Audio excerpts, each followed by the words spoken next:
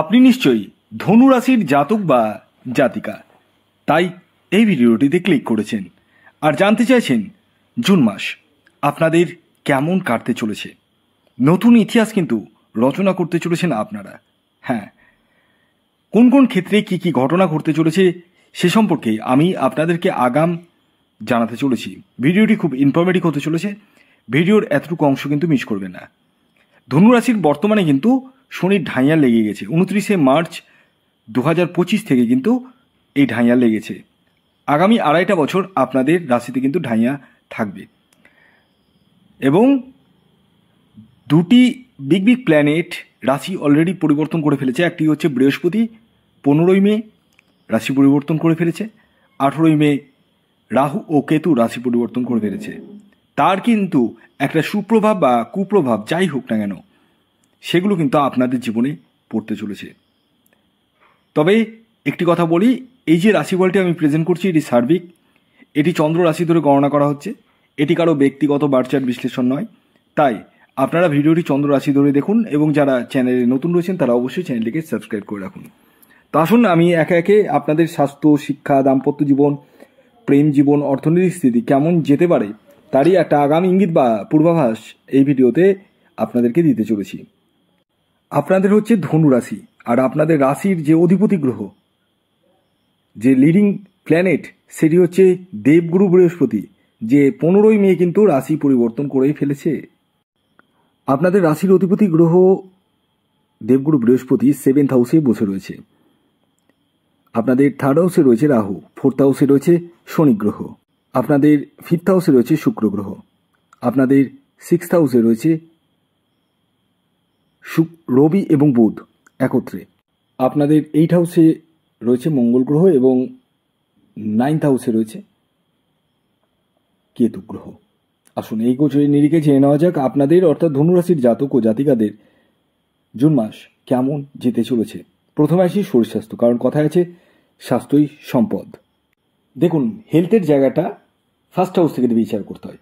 তা আপনাদের রাশির অধিপতি গ্রহকে ভালো করে বুঝবেন। রাশির অধিপতি গ্রহকে দেবগুরু বৃহস্পতি কোথায় বসে রয়েছে? 7th হাউসে, এবং 7th হাউসে বসে ফার্স্ট হাউসে কিন্তু দৃষ্টি পড়ছে। এ প্রসঙ্গে একটি কথা বলে রাখি, দেবগুরু বৃহস্পতি যে ঘরে বসে সে ঘরে তো ডেফিনেটলি শুভ ফল দেয়, তার থেকেও 2 গুণ থেকে 3 গুণ শুভ ফল দেয় যে ঘরে দৃষ্টি পড়ে, যে ঘরে দৃষ্টি পড়ে। তো ফার্স্ট হাউসে দৃষ্টি পড়ছে মানে অবশ্যই অমৃত, হেলথের জায়গাটা ডেফিনেটলি ভালো থাকবে, এবং আপনাদের যারা দীর্ঘদিন ধরে কোনো রোগে ভুগছেন সেই জায়গা থেকেও আবার রিলিফ পাবেন। এছাড়াও গুরুজনদের হেলথের জায়গাটাও কিন্তু আপনাদের ভালো যেতে চলেছে। মোটের উপর দিয়ে যদি বলা যায় হেলথ ওরিয়েন্টেড কোনো রকম সমস্যা আমি দেখতে পাচ্ছি না। তা বলে এই নয় যে আপনাদেরকে আমি একদম গ্রিন সিগন্যাল দিয়ে দিলাম বলে আপনারা যাচ্ছে তাই খাওয়া দাওয়া করবেন, যাচ্ছে তাই ভাবে রোদের মধ্যে ঘুরে বেড়াবেন, তা করলে কিন্তু হবে না। একটু কনসিয়াস থাকতে হবে। এরপর আসি আপনাদের এডুকেশন মানে পড়াশোনা কেমন যাবে। এটি কিন্তু 5th হাউস থেকে দেখতে হয়, শুধু পড়াশোনা না, পড়াশোনার পাশাপাশি প্রেমের জায়গাটাও 5th হাউস থেকে দেখা হয়, সন্তানের জায়গাটাও দেখা হয়। তো 5th হাউসে কে বসে রয়েছে? শুক্র গ্রহ। 5th লর্ড মঙ্গল 8th হাউসে বসে রয়েছে, এবং 6 তারিখে কিন্তু 9th হাউসে যেতে চলেছে। তাই একটা কথা বলবো, যতদিন পর্যন্ত 8th হাউসে আছে মঙ্গল ততদিন পর্যন্ত পড়াশোনার ক্ষেত্রে কিন্তু কিছুটা ডিটোরেট হওয়ার সম্ভাবনা রয়েছে, মানে 6 তারিখ পর্যন্ত।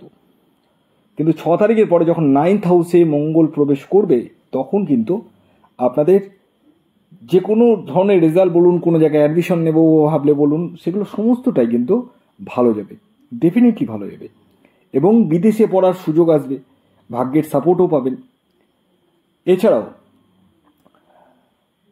এই মাসে যারা প্রেম বা প্রেমজ সম্পর্কের সঙ্গে যুক্ত রয়েছেন তাদের ক্ষেত্রে কিন্তু 7 তারিখ থেকে কিন্তু বেটার ফল পাওয়ার সম্ভাবনা রয়েছে। যাদের কথা বলাবলি বন্ধ ছিল, ফোন কলস বন্ধ ছিল, সেই জায়গাটা কিন্তু বেটার ফল পাবেন। এবং পাশাপাশি 7 তারিখের আগে কিন্তু একটু হলেও মানে আপস অ্যান্ড ডাউনস যাবে, ডেফিনেটলি যাবে। সন্তান প্রাপ্তির যদি কথা বলি, সন্তান প্রাপ্তির ক্ষেত্রে ভালো রয়েছে, তবে যাদের সন্তান রয়েছে তাদের ক্ষেত্রে কিন্তু একটু বুঝে সুঝে চলতে হবে। সন্তান কিন্তু অবাধ্যতা করবে, সেই জায়গাটা আপনাদেরকে একটু মানিয়ে গুছিয়ে চলতে হবে। আসি এরপরে আপনাদের দাম্পত্য জীবন এবং বিবাহ। দেখুন, এই বিবাহের জায়গাটা বলুন, দাম্পত্য জীবনের জায়গাটা বলুন, 7th হাউস থেকে দেখতে হয়। মার্কারি মানে বুধ গ্রহ কিন্তু 7th হাউসে আসছে। তো ডেফিনেটলি একটা কথা বলি, এই মাসটা আপনাদের জন্য কিন্তু অনেকটাই পজিটিভ, আমি যেটা দেখতে পাচ্ছি।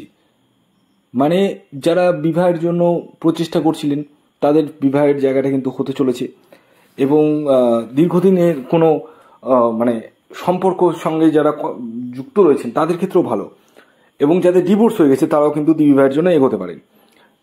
তো মোটের উপর দিয়ে যদি বলি বিবাহের জায়গাটা ভালো, পাশাপাশি দাম্পত্য সুখের জায়গাটা কিন্তু ডেফিনেটলি আসতে চলেছে।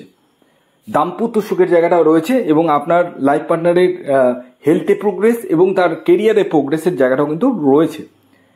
মোটের উপর দিয়ে যদি বলা যায়, আপনাদের এই মাসে গ্রহের গোচরগুলো এমন হয়ে আছে না, ভালোই আমাকে বলতে হবে, কিছু করার নেই। খারাপ তো রয়েছে, খারাপের জায়গা রয়েছে, কিন্তু ভালোর পরিমাণটা একটু বেশিই রয়েছে। এই মাসে আপনাদের যদি আমি আসি কর্মক্ষেত্র মানে চাকুরি এবং ব্যবসা, চাকুরি ক্ষেত্রের কথা যদি বলি, 7 তারিখের পরবর্তী সময়ে চাকুরি প্রাপ্তির সম্ভাবনা রয়েছে। যারা জব ট্রান্সফার করবো ভাবছেন, চেঞ্জ করবো ভাবছেন, তারাও কিন্তু করতে পারেন, সেই জায়গা নিয়েও কিন্তু কোনো সমস্যা নেই। এর পাশাপাশি যারা ব্যবসা করছেন তাদের ক্ষেত্রেও কিন্তু দৈনন্দিন রোজগার যথেষ্ট হারে বৃদ্ধি পেতে চলেছে। একাধিক ব্যবসায় আপনারা লগ্নি করতে পারেন, সেই জায়গাটাও রয়েছে। এবং আকস্মিক অর্থপ্রাপ্তি, ইয়েস, সেই জায়গাটাও কিন্তু আপনাদের ক্ষেত্রে দেখতে পাওয়া যাচ্ছে। এবং পুরনো কোনো বকেয়া অর্থ আপনারা কিন্তু ফেরত পেতে পারেন, সেই জায়গাটাও কিন্তু আপনাদের ক্ষেত্রে পূর্ণমাত্রায় দেখতে পাওয়া যাচ্ছে। এছাড়াও এই মাসে আপনারা দূরযাত্রা বা দূর ভ্রমণে যেতে পারেন, সেই জায়গাটাও রয়েছে। দীর্ঘদিনের কোনো স্বপ্ন পূরণ, হ্যাঁ, কারো হয় ফ্ল্যাট কিনবো, গাড়ি কিনবো, এই যে স্বপ্ন পূরণগুলো হওয়ার সম্ভাবনা কিন্তু হয়ে উঠতে চলেছে। তবে একটা জিনিস খেয়াল রাখবেন, এই মাসে আপনাদের মধ্যে একটু রাগ জেদ বাড়বে, প্রথম কথা। দ্বিতীয়, অহংকার জায়গাটা বাড়বে, কাউকে পরোয়া করি না এই রকম টেন্ডেন্সি কিন্তু বাড়বে। তাই আমি বলবো একটু বুঝে সুঝে চলুন, সেক্ষেত্রে কিন্তু আপনাদের জন্য বেটার।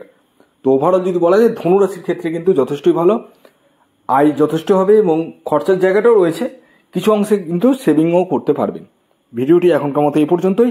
যদি ভিডিওটি ভালো লাগে অবশ্যই লাইক করে দিন, শেয়ার করে দিন। সাবস্ক্রাইব না করে থাকলে সাবস্ক্রাইব করে ফেলুন। ধন্যবাদ।